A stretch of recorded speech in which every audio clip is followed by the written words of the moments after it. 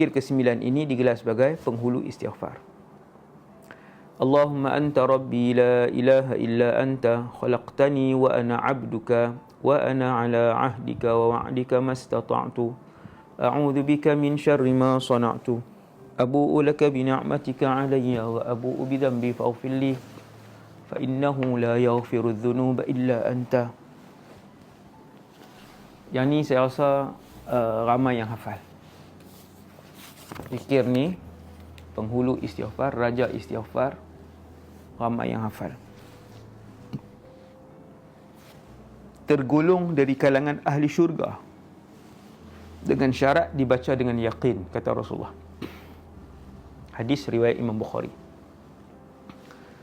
Baca dengan yakin isi kandungan zikir ini, dan baca dengan yakin bahawa Allah akan memberikan kelebihan itu. Allah akan memberikan pahala itu, fadilat itu. Itulah yakin.